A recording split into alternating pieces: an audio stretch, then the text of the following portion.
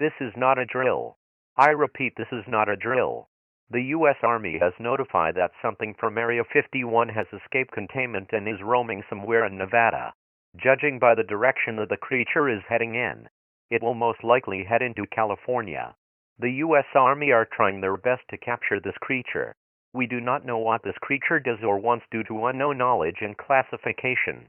All we know for the time being is that it has long limbs, sharp claws, its face shows a smile, but don't let that fool you. Its mouth has sharp teeth, fangs. Stay indoors and stay safe.